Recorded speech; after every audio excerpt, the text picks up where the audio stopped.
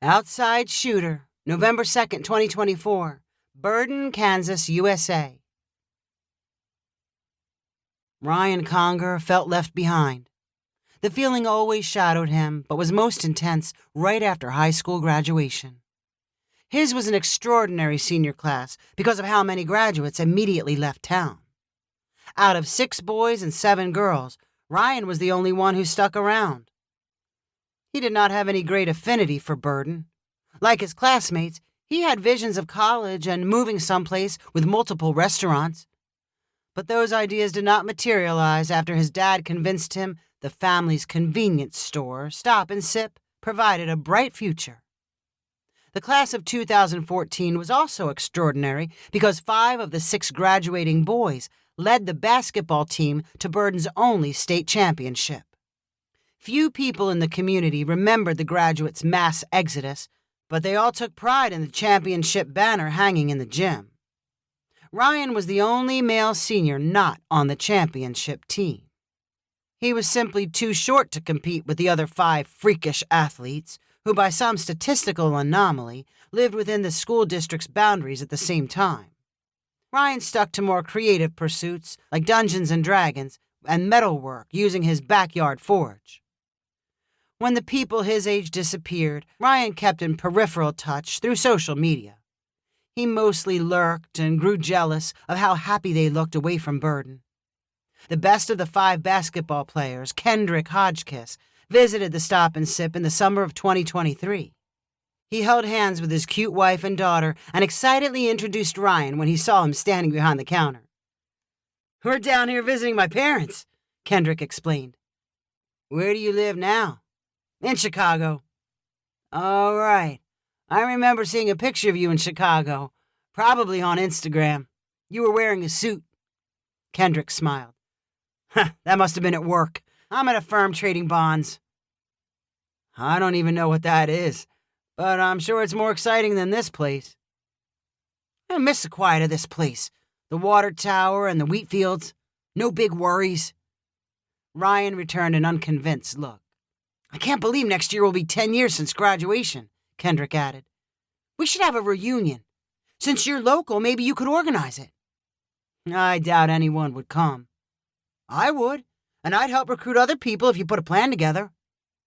After Kendrick left the store, Ryan thought a lot about a 10-year reunion. It was hard enough seeing Kendrick breeze into town looking so fortunate.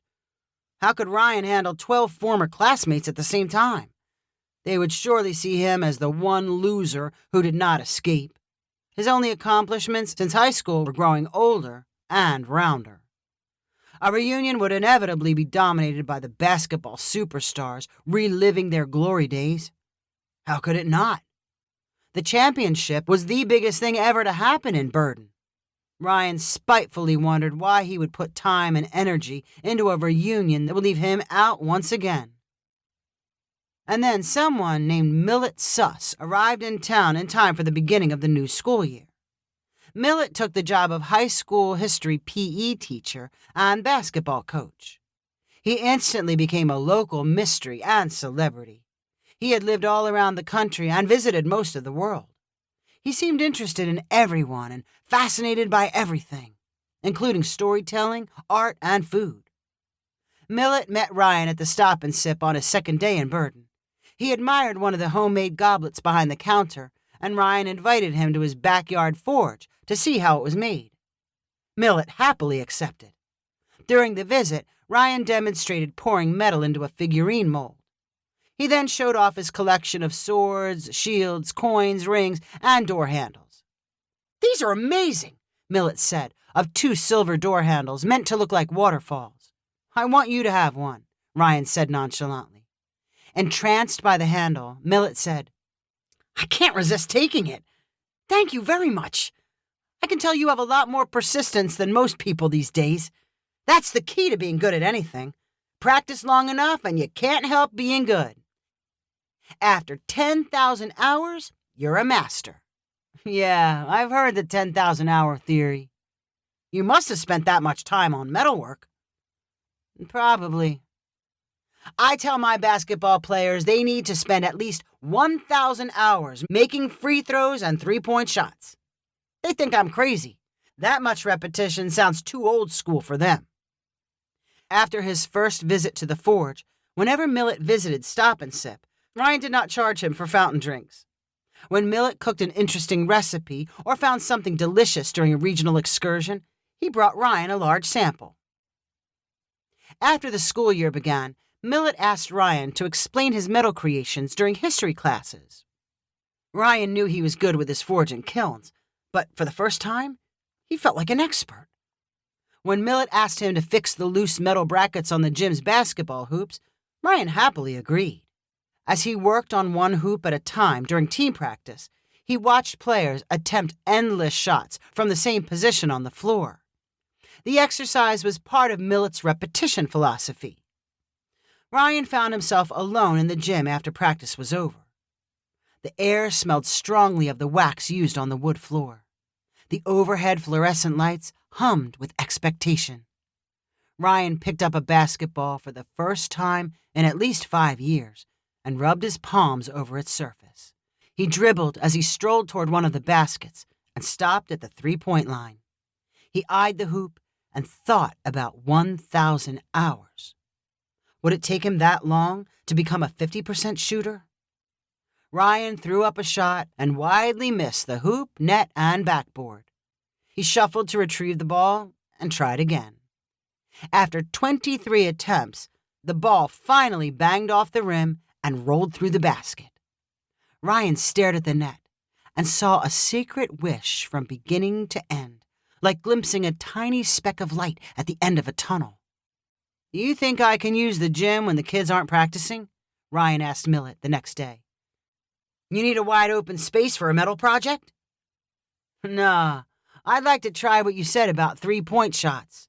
See how good I can get." Millet did not ask why. He simply said, "I'm happy to help, and if I know you like I think I do, that means you'll be spending lots of time in there. I'll see about getting you a key." Ryan began by spending an hour on weeknights awkwardly chucking balls at the basket. Millet offered advice on his form and emphasized how he needed to make the exact motions every time. "The right practice is critical. You need to jump as the ball rolls off your fingertips. The position of your left hand ensures your aim is straight." Ryan followed the instructions. Jumping left him sweaty and worn down, but he was not a quitter. His immediate goal was to prove Millet right. He spent more weekday hours and long chunks of his weekends at the gym. He was usually alone, with only the echoed doink of a bouncing ball to break the silence. He found listening to music distracting. He strained his body to repeat the same motion. Hundreds of shots per day. Thousands per week. By New Year's, Ryan could make 2/3 of his attempts. That was not good enough. During the coldest nights of the year, he stayed in the gym past midnight. He pushed up to 90%, then past 95%. By April, he was a tremendous machine, rotating around the three-point line without a miss. Ryan grew to love how his body felt during the shooting motion. He loved the satisfying whoosh of the net when the ball dropped through without touching the rim. He dreamed about his jump and finger roll.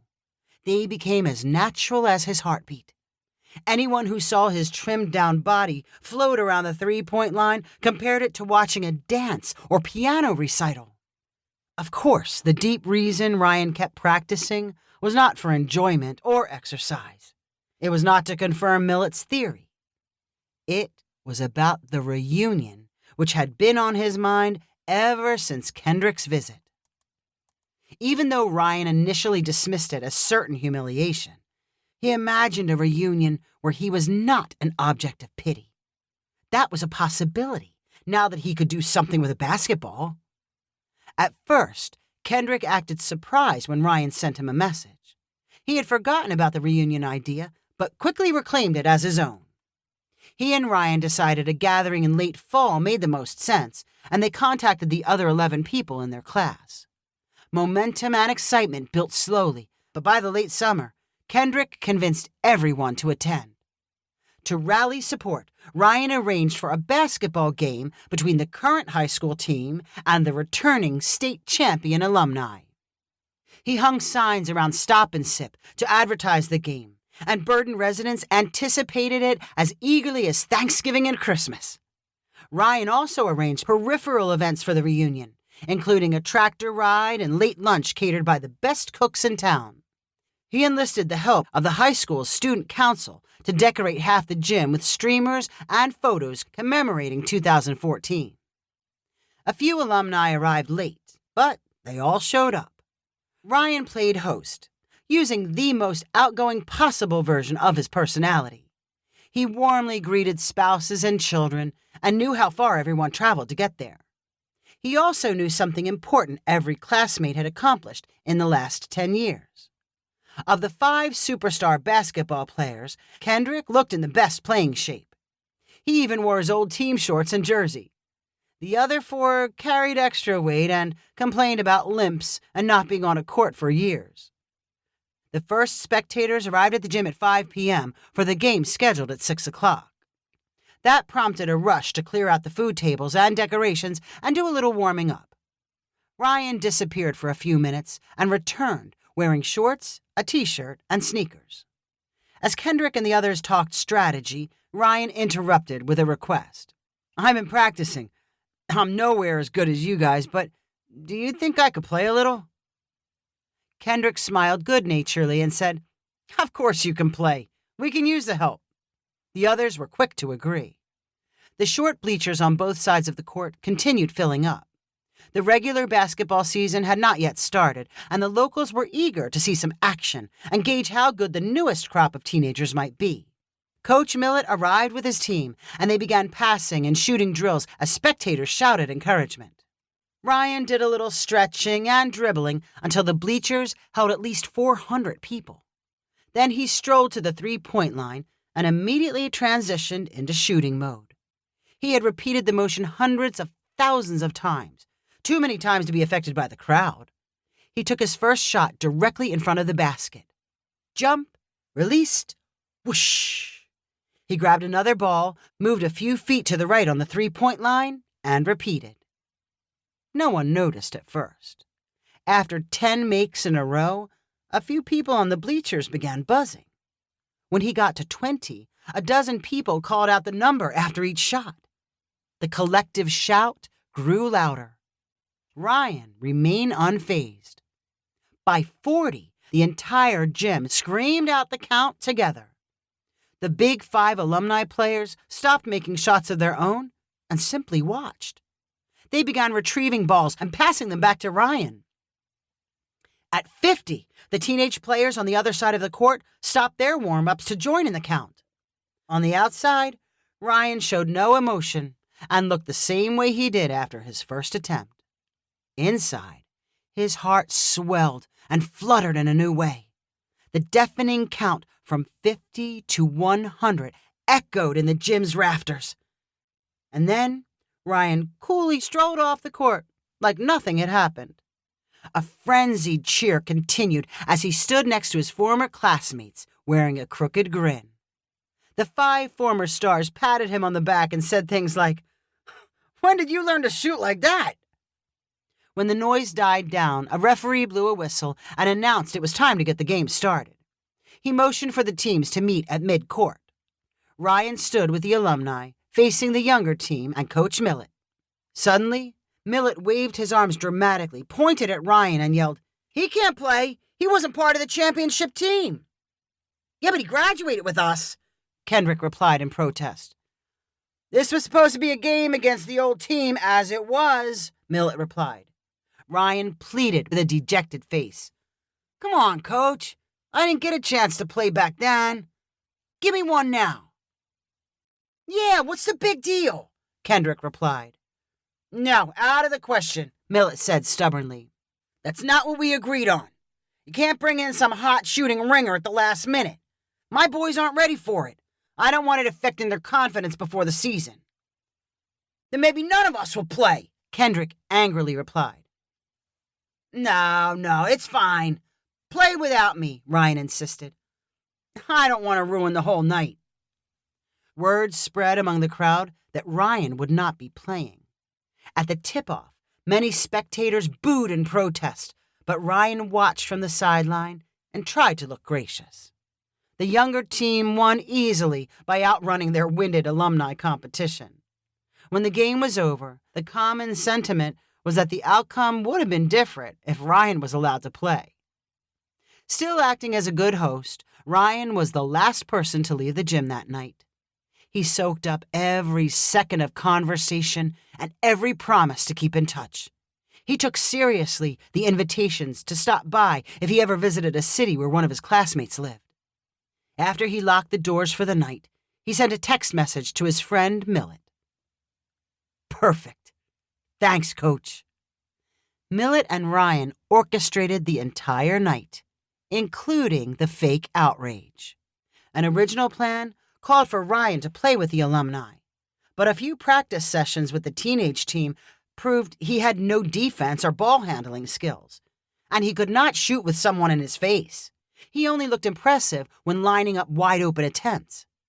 But the pregame display gave Ryan more than he dreamed.